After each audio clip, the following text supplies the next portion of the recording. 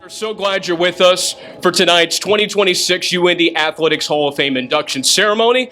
I'm Mark Forster, a proud UIndy alum from 2014. Our next inductee is Gary Kinkead. Gary is a graduate of the University of Michigan, where he was a captain and Big Ten champion in the 500 freestyle in 1967, and the 400 intermediate in 1968 and 1970, as earning All-American honors 16 times in various events. Gary ranked 7th in the world in the 400 IM in 1969 and competed in the 1968 Olympic trials, placing 8th in the 200 fly, 9th in the 400 IM, and 16th in the 200 back. Kinkead began his coaching career in 1970 as the assistant coach at his alma mater, the University of Michigan, before coming to Indiana in 1977 and eventually becoming the UIndy men's and women's swimming coach, bringing a wealth of experience in 1994. During his time at UIndy, Gary was one of the longest tenured coaches in school history and led the Greyhound swimmers to a combined 27 top 20 finishes in the NCAA Division II Championships, including a program record 6th place showing by the UIndy women in 2007. A 5-time recipient of the GLIAC Coach of the Year Award, Kinkead mentored 11 national champions, 13 academic All-Americans, and an amazing 557 first-team or honorable mention All-America performances at nationals.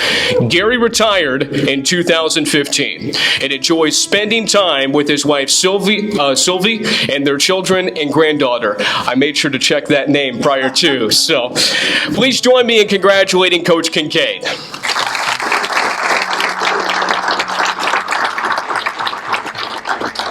Congratulations, Coach. Appreciate it. I wish I could get up and down these stairs like the women's golf team did, but it takes me a little bit longer. Matt Donovan, 1 page, see? 1 page. This is not the Donovan 1 minute. I'd like to thank the selection committee. It's a great honor for me, but it really is a tribute to all of the men and women that I coached over the 21 years. Without them, this would never be.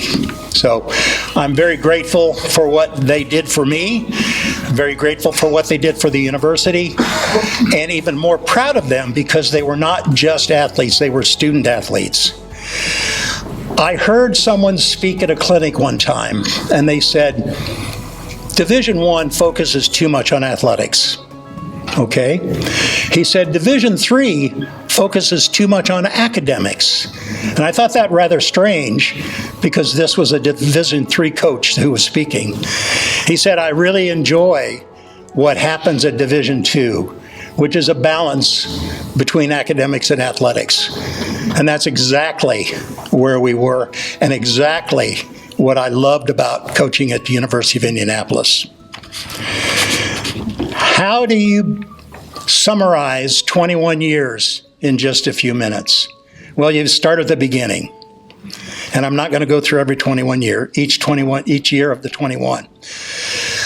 I was a coach and teacher at Ben Davis High School on the west side. On a Monday, I found out that the job was available.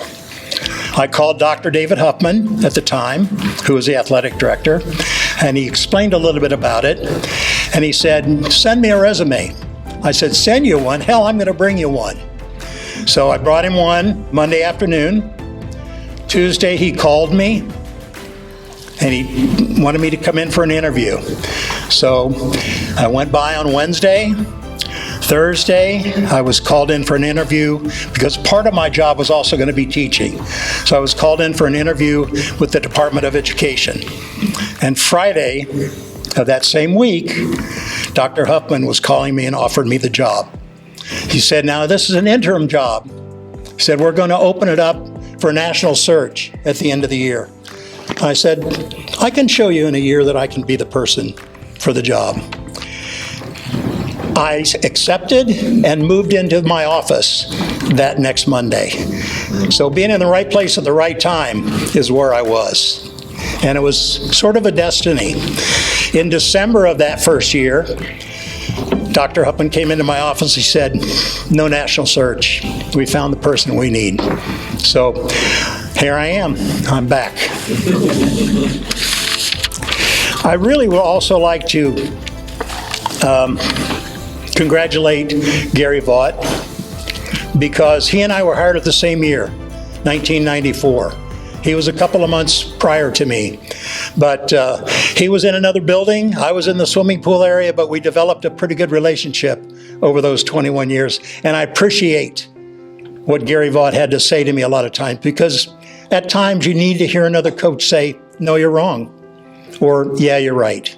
Let's continue. I'd also like to congratulate Allison. I knew her as Allison Smith. Now it's a different name, a married name, but Allison was, this far from a national championship in 2006 when we hosted the national championships down at the natatorium. It was a 200 freestyle. She swam a great race, just ran out of gas. And she ended up, I think, third, wasn't it, Allison? Second? I think third. Pardon me? Second. Second. Oh, okay, I'm sorry. Excuse me. But what a great effort. And it was a fun race to watch. Probably not a fun race to swim. It takes a village to raise people. We all have heard that. And I listened to people prior to me thanking people. And I'd like to mention names, but I can't, because there's so many of them. I'm afraid I would miss someone, and that would devastate me. But please, if you swam for me, assistant coached with me, parents of those swimmers, would you please stand?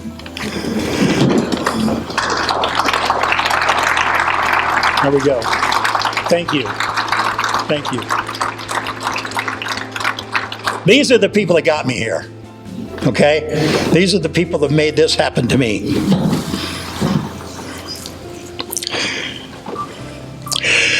When I spoke to recruits, I talked about making sure that you do everything right. And I always spoke to my team, or a lot of times spoke to my team, about doing the little things right. You do little things right, and little things right, and little things right. They end up being big things. And a lot of them took that to heart. And day by day, every day, did the little things right.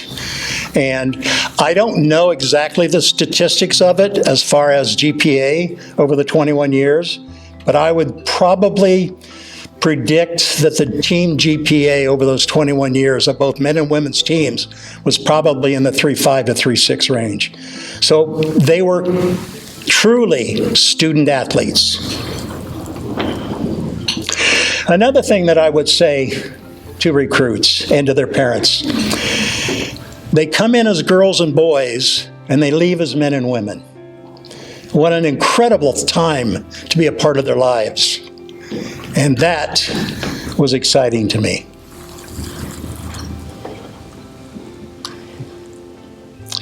Finally, see, Matt, it's not the Donovan Minute. There's a song by Kenny Chesney. I don't know if you know who Kenny Chesney is. He's a very popular country western singer. But he has a song called Don't Blink. If you've ever heard the words, you know where I'm going with this. I came in 1994, retired in 2015. 2026, I'm standing here. I blinked, and I've enjoyed it. Congratulations to all of you. Thank you very much.